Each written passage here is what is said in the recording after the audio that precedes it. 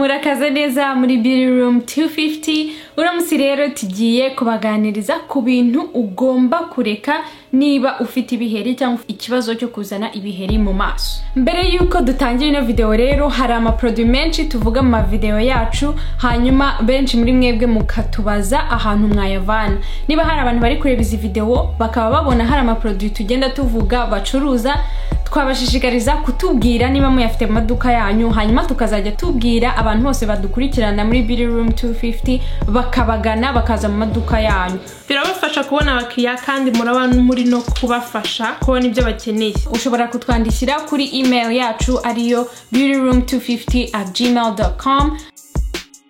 Ikintu cya mbere rero wagombye kwirinda nimba ufite ibiheri n'umwanda. Ahangaha hari abantu rwose batajya bafura amashuka bararaho na rimwe, akamara k'amezi nkangahe atarafurisha kuraraho, especially nimba ufite ibiheri. Ni ibintu ni hygiene generale, specifically nimba ufite ibiheri ukaba uri kurara mu mashuka amezi angahe ntago bizashira. Nimba ufite ibiheri rero wagombye guhindura amashuka yawe byibuze buri cyumweru. Byaba byiza nimba urara ku musego cyangwa ugatangira kuraraho ku buryo wajya uhindura umwenda w'umusego buri munsi, kuko umwenda w'umusego uroroha cyane, ushobora kufura muri munsi, umunsi ukurikiyeho uba wumye. Yego mu bihe bisanzwe nimba udafite ibiheri ushobora kurara mu mashuka ibyumweru bibiri, ariko noneho nimba ufite ibiheri ni cya gihe uba ukeneye kugira isuku irengejeho. Ikindi, niba utabashije kufura umwenda w'umusego wawe buri munsi, ushobora kugura wenda imyenda y'imisego 5, hanyuma ukajya uhindura buri munsi, hanyuma ku wa gatanu ukayifurira icyarimwe, gutyo gutyo. Turabizi neza ko guhindura imisego buri munsi bishobora kuba ibintu byinshi kuri bamwe, so niba ibingibi rero ari byinshi cyane kuri wowe, basi gerageza uzajya uhindura imyenda y'umusego yawe cyangwa se uyifure buri cyumweru. Ikindi kintu ugomba kureka rero niba ufite ibiheri, ugomba kureka kwishima.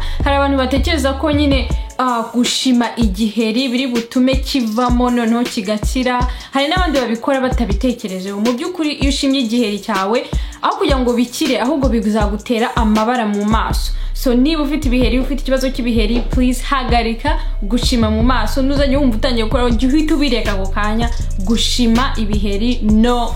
Ikindi kintu rero wagombye kwirinda nimba ufite ibiheri mu maso ni ugutizanya eswime. Byonyine gutizanya eswime ni ikintu utagombye gukora niyo utaba uri kwita yenda ngo ibiheri cyangwa iki. Ntago ari byo, ni umwanda. Buri muntu wese agomba kugira isume ye akayikoresha wenyine. Noneho nimba ufite ibiheri ugatangira gukoresha amayisume y'abandi, ntago uzi ngo uwo muntu mu by'ukuri esume aheruka kwifura ryari, ntago uzi ngo rwaye ibiki, ntago uzi ngo ku mubiri we havuye ama bacteria yahe na hehe, yose uragenda uyashyira mu maso ibiheri byawe, ahubwo utume byiyongera ntibikire. Ibyo bintu rero bihagarara, ahubwo barekomanda ko wagira akayesume gato kihariye ko mu maso, ariko byibuze ubanze ugire esume yawe byihariye. Ikindi kintu rero ugomba kureka niba ufite ikibazo cy'ibiheri ni uguhindaguranya amavuta. Hari abantu iyo abonye amavuta undi muntu ari kuyakoresha, undi muntu akamubwira n'amavuta rwose aramfasha, ahita nawe yumva agomba kuyakoresha. Ubwo nyine urumva utangiye guhereza uruhu rwawe andi mavuta rudasanzwe rumenyereye. Ibyo bintu ugomba kureka, ukaguma ku mavuta amwe, ugakomeza ukayakoresha kugira ngo uruhu rwawe narwo rumenyere amavuta amwe, hanyuma rumenye uburyo rugomba kwifata nyine ku mavuta yawe mavuta. Ariko niba uhora uhindagura uraruconfusinga rwose, hanyuma nyine niyo mpamvu ubona uzana n'ibiheri kenshi. Hanyuma rero ikindi kintu wagombye kwirinda ni ukwikorakora mu maso. Hari abantu rwose banabikora batabizi, ariko ibyo bintu dushaka uburyo birangira pe, kuko mu ntoki zawe namwe mu bitekerezo neza, ntago wambwira, ntago wakishanga ngo nyumvishe uburyo ngo buri segonda ukaraba intoki, kandi uba wagiye ukorakora ahantu hose. Ngaho gukora amafaranga kuri telefone, ku inzugi zo zakozeho n'abantu ibihumbi n'ibihumbi, ahantu hose amabacteria yose ufite ku ntoki, then ukayashyira kuri cya giheri, ntago wansobanurira uburyo icyo giheri kizakira. Ibyo bintu rero tubireke bihagarare niba ushaka ko ibiheri byawe bikira. Ikindi kintu rero, niba ushaka ko ibiheri byawe bikira, ugomba kwirinda kwisiga makeup cyane.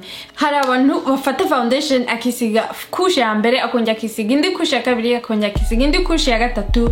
Ndabyumva hari abantu bashaka guhisha nyine ya makushe bari mu maso ku ruhu. Icyo wirengagiza nuko izo makeup zose uba ushyira ku ruhu rwawe, cyane cyane noneho niyo ufite ibiheri already, biragenda nyine bigacloginga cyangwa se bigafunganya ya ma pores, hanyuma ibiheri bikaza ku mubiri.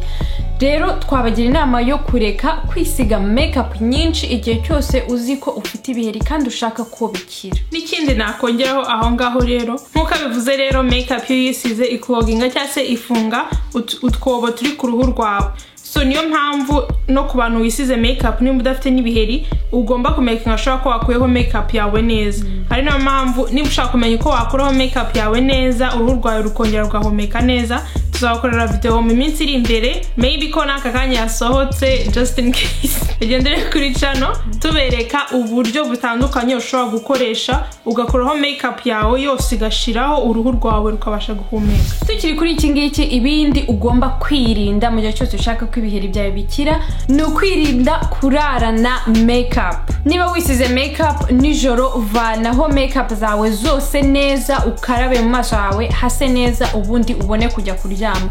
Wirinde kurarana makeup. Usibye ko ibingibi nta nubwo bisaba kubitekerezaho cyane, sibyo utagiye no gutekereza yenda ngo iyi makeup ngo ibiheri n'ibiki byose. Icyambere nurana iyo makeup, amashuka yawe urabyuka sate, urabyuka makeup yawe yose yuzuye ku mashuka. Wajya kwanduza amashuka yawe ushaka kurara ukuyeho makeup yawe. Ibyo rero ni bihagarara. Ikindi kintu ugomba kwirinda ni ufite ibiheri, ibingibi ugomba kubireka, kwikuba mu maso. Turabizi ko hari ama video kuri YouTube abantu bareba cyane ama skincare routine bakakubwira exfoliating cyangwa se ukube mu maso. Gusa niba ufite ibiheri, ibi bintu ugomba kubyirinda ko nukuba mu maso birihita uruhu rwawe, noneho ubwo bitume ibiheri birushaho kuba byinshi binabe binini. So ibyo bintu bireke, ugomba kwirinda kuyaheta uruhu rwawe. Byonyine ko wari ufite ibiheri ruri irrité already, so ugomba kubireka gukuba hanyuma ukogwa nyine gake. Ikindi kintu wagombye rero kwirinda nimba ufite ibiheri mu maso, muri cya gihe ugiye kwihanagura umaze koga mu maso, wikikuba na eswime ngo nibwo amazi ari bushireho. No, ibyo ngibyo biririta ibiheri byawe. Ku bindi bice by'umubiri rwose go ahead and do icyo ushaka cyose, ariko nimba ugeze mu maso ntago ari ngombwa ko witsirima na eswime ngo uri kwikuraho amazi. Ntago amazi aba ari mu maso ari menshi cyane. Icyo wagombye gukora na eswime yawe gake ukoresha nka gutya, amazi yose ariho aravaho.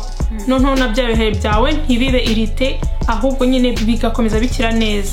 Ikindi kintu rero ugomba kwirinda niba ufite ibiheri, ugomba kwirinda gutobora ibiheri. Gutobora ibiheri ni ibintu bizagutera amabara mu maso kuko uzagitobora hanyuma haze inkovu.